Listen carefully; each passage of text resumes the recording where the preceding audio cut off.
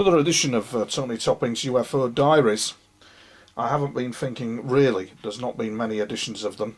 We had the recent UFO activity over the house, and then we had further some RAF jets over the house the other day, circling, well, not over the house, over the estate, as they so often do.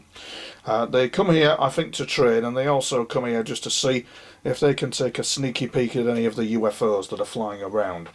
For the targeted individuals of the UK who have had extraterrestrial contact experiences, it's been a probably a heavy going few months for us all, really. You know who you are, and there you go. I have to say that there is a secondary surveillance state, so there's not just a surveillance apparatus in place that's keeping you safe in terms of national security, probably preventing terrorism, probably under-resourced, overstretched, etc. There is a secondary mysterious surveillance state that is unaccountable to nobody and will tap your mind. The technology is there to tap someone's mind as if it was a telephone, and we have come across this. I say we because there's others who have been subjected to it. Certain contactee individuals have had exceptionally hard times being approached by fucking lunatics. That's all I can describe it as. If it's not one thing that will send you balmy, it will be the fantasies that turn up. I had a mysterious email recently asking me to join a secret group because of my unique abilities, and because of this and because of that. And the story goes something like this. I didn't want anything from them, but they said in the email that they didn't want anything from me. Well, why email if they didn't want anything? They could fully understand if I refused to cooperate with them, blah, waffle, drone. But you see, what people like that don't realise is that I have a lot going on behind the scenes that I don't talk about, with all this information that's flowing my way, and it's flowing across what is known as the continuum. It really is, and today was no exception. With it being a continuum, in other words, where the environment of time is kind of like happening all the time, you're going to bump into other people. And it's interesting to note when Robert Dean did his assessment, did a speech at the UFO magazine conference many years ago, called The Assessment, where NATO did an assessment, and what they assessed was the fact that Russia was on high alert because UFOs were coming in on their radar. NATO went to high alert because UFOs from Russia were coming in over the radar, and so NATO did an investigation called The Assessment. And it's very interesting to note that Bob Dean, or Robert Dean, stood up and said that he read this assessment, what NATO had done on UFOs, and he said this very important remark. He said the following, that they discovered during this assessment that aliens look like us. In fact, we look like them. And words to the effect of, he said that this made the admirals and the generals very jumpy indeed, because you could walk down the corridor of somewhere and you'd never know. You'd literally never know. Well, you probably would know because they look very different to us, but yet they look like us. But it's this bit of the human-looking ET group. And then you had a New Zealand contactee organisation, Andromeda, indicating about the human-looking ETs from Andromeda, which they are. Human-looking ETs from Andromeda. It's the equivalent of really scientifically challenging the established view that we are the only people. We're not. If you look at the Cambridge professor now, I've forgotten his name, Simon Morris, is it Professor Simon Morris, I think, who indicated that it's obviously following, the universe is following like a biological architectural instruction blueprint, which means that because we're finding planets similar to Earth, we're going to find life similar to us. Is absolutely correct.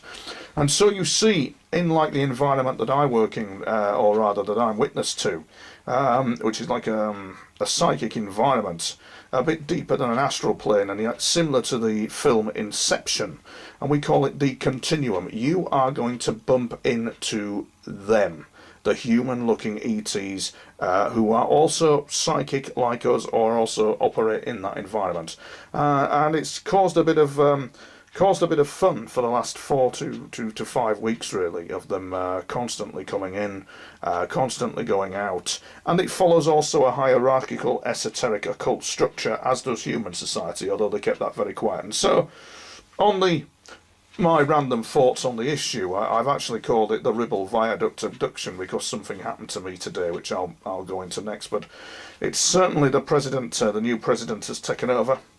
I know a few years ago, well, about 2 years now, I think it was, when I came across something behind the scenes that came spitting and smiling at me in the paranormal environment. And it was not very pleasant, not very pleasant at all, because the world is controlled by forces that we do not understand, and we need to be respectful. And I strongly believe that world leaders may come across this. And the question is, would they have the balls to stand up to it? Would they realise? It's interesting to note that there was a famous agency in 1950 called the Collins Elite, and it's that agency that investigated the phenomenon of non-human entities, or NHE, and it is that scenario that has occurred where this agency called the Collins Elite wondered if there was a demonic element to UFOs, and there is, and they discovered this, and they were right on the money. And so it forms this very interesting environment that we do not see. And recently, a friend of mine, a very dear friend of mine, this lady, she had some problems as well, where she was approached by somebody, allegedly, who worked for the intelligence services, because she is acutely psychic, and she made some predictions and so on and so forth. And it alleged this lady approached her, and then it all just cocked up, really.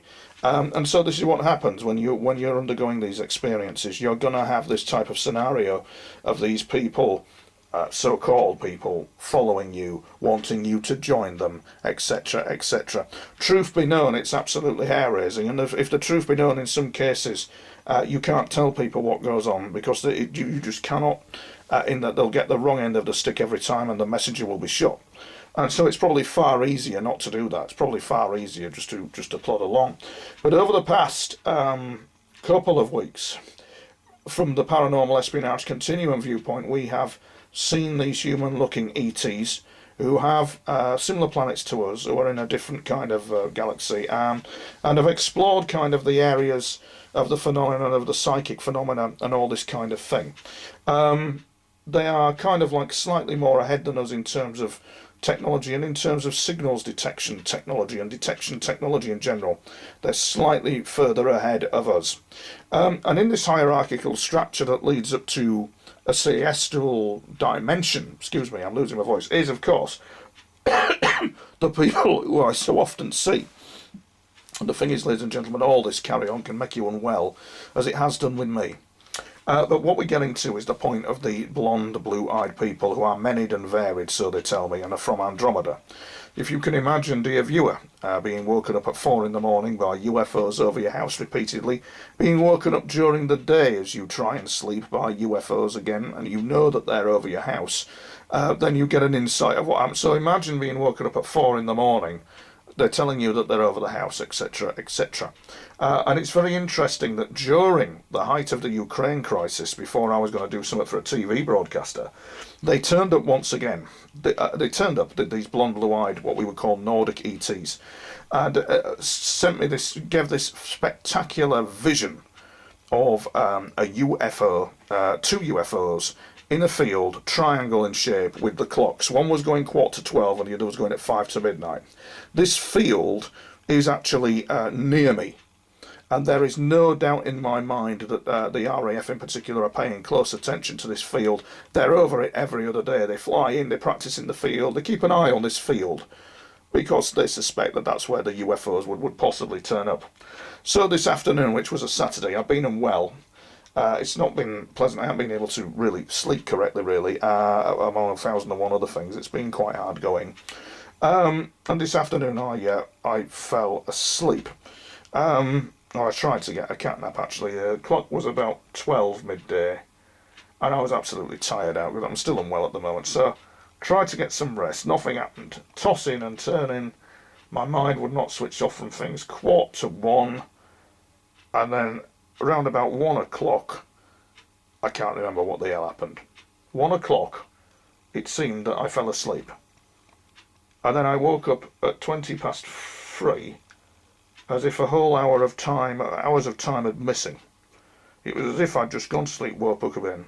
Which is very interesting, because tying in with the vision that happened to me, is very interesting, because what happened was this, in this vision of these planes, these triangle craft with the clocks, was the appearance of a Nordic ET. And this Nordic ET was speaking to somebody, and he's appeared on numerous occasions. He's appeared on 3 occasions now at the height of various issues that have gone on. Save my sanity 3 times now. Because you can go absolutely fucking stir crazy with all this, you certainly can. 3 occasions they've turned up.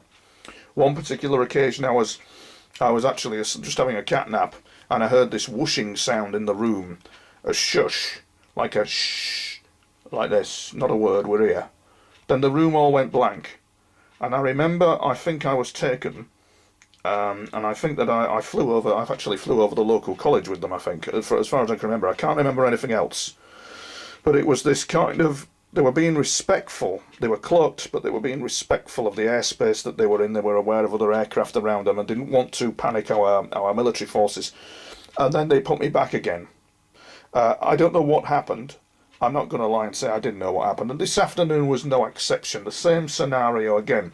They have a sense of humour, it has to be said, but they're a very advanced people. It's interesting to note that others have said that it's considered to be quite an honour to have them appear and take an interest in what's going on. What is going on is very complex. It's something that I can't really put into words on camera, but we'll get round to that eventually. But at the moment I wanted to just get this down on camera. And so it's kind of like the liaison with these things that are coming in over my house is as simple as somebody coming around for a cup of coffee, which it would be. It's that simple, really. The technology is quite advanced, so they can traverse vast distances. And not only that, they don't need to as well. If they're using the power of the mind, they don't need to actually traverse vast distances. They can use the power of thought. Their technology in that field's pretty good as well. So, what happened to me this afternoon, which I thought I would share with you, is probably part of a wider process that's going to happen. But they turned up again this afternoon. And when they turned up this afternoon, I was asleep. I saw this guy coming to the door as I slept. And it was him. He never really says a lot, this Nordic ET, but they're always there, they're always present. Image analysis the other day when these UFOs were appearing were detected by my friend Jason on image analysis. We discovered that they were there again when the jets had come over. So we know there is a UFO presence over my house. Dozens of pictures of my image analysis say so, indicate so. So there we go. This is the other component to it, the mental components to UFOs. And I'm asleep. I get this dream of being knocked on the door, knock at the door. And he stood there as this guy again. This time he stood there in his flight uniform, which is quite an unusual. It's an actual suit that an astronaut would wear, except it's more of a jumpsuit. The material seems a bit more of a better quality than the material that our Air Force would wear. And it was like a jumpsuit, but like a heated jumpsuit of some description. It was blue in colour. And then I remember he had a rank, an insignia on his, like a flash, indicating rank of who he was. I can't really remember anything else, and I remember that familiar kind of tone that you get when the craft is applying power and moving off. So I knew that was going on. From what they're telling me, when this process happens, they don't want to suddenly appear in front of me and say, hello, you're aboard our craft, because from what they tell me, that would give me a heart attack and probably cause me real problems, and they'd have to put me in the sick bay of the craft. The craft are artificially intelligent. And so, I remember the strange movement of the craft. I remember seeing him again, and that we flew what appears to be out to the Ribble Viaduct. This is probably just a tester or a taster or a practice run, really, for when they really are going to do what they're going to do, whatever that might be. They don't mean me harm, that I know. They appear to be very like my guardians in a way. God knows I need all the help I could get. So, he takes me out to the Ribble Viaduct. This is a bridge, what trains go over. We stand there, he stands there with me. I can't remember other things what he said, but he's pointing out the structure. Isn't it amazing? Isn't it fantastic? I'm very impressed with it. Ask me how I was. We get that movement again as if we're aboard a ship and we're applying power to go back somewhere else. And then I suddenly awake. And 2 hours, an hour and a half, something like that, is missing. So I strongly believe if we had a camera in this room, I don't quite know what would have happened. There is this case in Brazil where one of these guys was abducted by the Nordics. He was taken, and they were explaining a few things, as they so often do. You've got to be very responsible with the information, because there are forces out there who, you've just got to be very careful. So this guy in Brazil who was abducted by the Nordics, they analysed the fabric of his sheet when he was taken up, and they discovered that some of the sheets of the fibre of the sheets were scorched, and what you had was this one fibre had been subjected to heat, but the other fibre had been subjected to coolness, and one fibre was not scorched. So you had high heat on one fibre, but the opposite fibre untouched, when there should have been a scorch mark. So you're talking precision technology, precision heating, and all this kind of thing going on with them. So this could be the start of some kind of extraordinary liaison, I'm hoping. And I just hope that the new President of the United States has the balls to realise what is going on. For what is going on has monumental consequences, it would appear, for the human race. What goes on over this monumental town in Yorkshire, this little town with little me and others, excuse me, appears to have big consequences. So I just wanted to get it down on camera so I could remember it, so that you could wonder about it. I'm certainly wondering about it. I'm wondering about, actually, the easy bit was taken to the what I was fascinated about was not so much him standing at the viaduct thinking in fact what I was fascinated about was his insignia flashes and his uniform that he had on, which was quite distinctive. And in the vision he came to the door and knocked on the door. Now, does that mean, ladies and gentlemen, as balmy and as daft as it may seem, does that mean, like the stories of the Men in Black, that one day I'm going to get a knock at the door and he's going to be stood there, and I'm going to literally say to him, and he couldn't make it up, "So, hey up, matey, where have you parked the triangle?" And he's going to say, "Yeah, just on the green outside, son, we've clocked it, and we've just come and said hello, how are you doing?" And we have a chat, and I film him. Wouldn't that be spectacular? I literally film him on camera. If he's real, and if it is happening, which I believe it is, then there's every reason that should be able to happen, isn't there? Something like that, where they leave some kind of trinket or piece of information behind. But you see, as many contactees have pointed out, they're left in this zoo, in this menagerie, in this jungle of vagueness of information. I had an incident a few weeks ago with one of these human-looking ET psychics who was female, who said something that was kind of, but didn't add to it. So you're wandering around in vagary. She came out with the term the 13 core spiritualists, as implying that there's possibly 13 of us out there in this big universe who kind of like have this knowledge and understand what is kind of going on. But she didn't add to it, so I don't know. But it really has been quite strange. In the sense of esoterically, in the sense of the Toltec tradition, which is an ancient tradition I studied, for me it certainly is the path of high adventure. The path of high adventure is when the paranormal, because of your power and possible wrong use of power, takes you on a roller coaster ride into the paranormal. And the path of low adventure is when you've got Master Yoda stirring his cooking pot. He's got all that power with his mind, he can lift the X-Wing fighter upwards. But he chooses to have a humble, simple kind of theme going on of stirring his stew pot. And this is what can happen with power. Over the past few weeks, I've had people ring me with problems, paranormal, complex problems.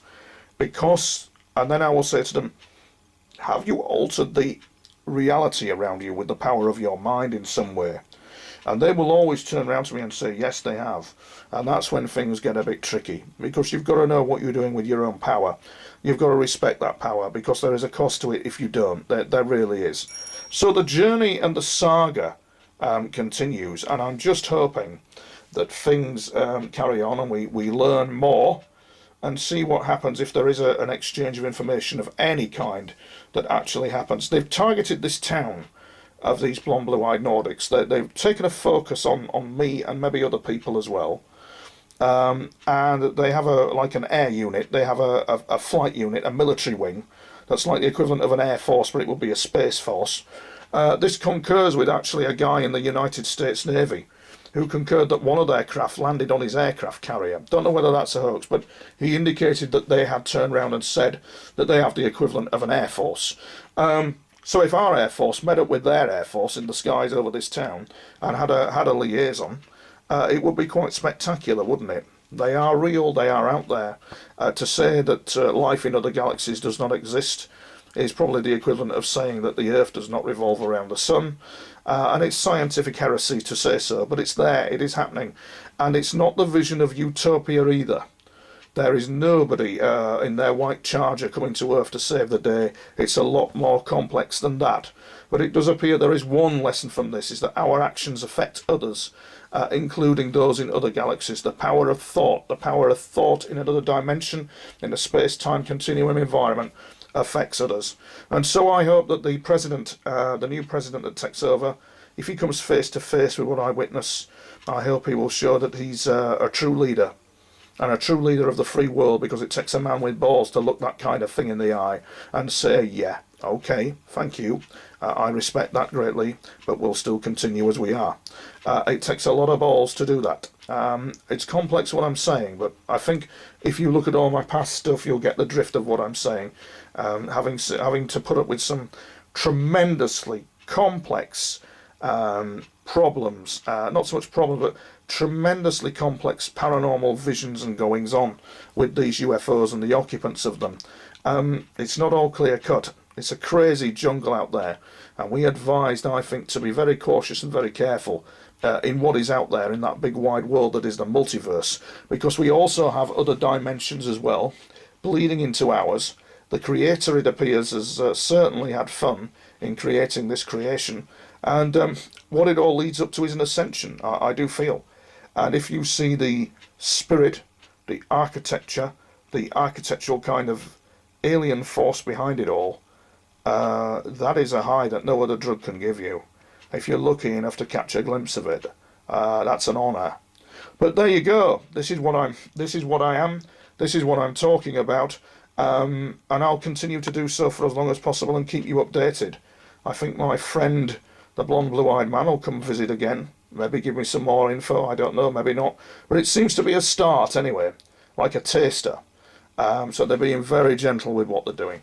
Tony Topping's UFO Diaries. I'm over and out.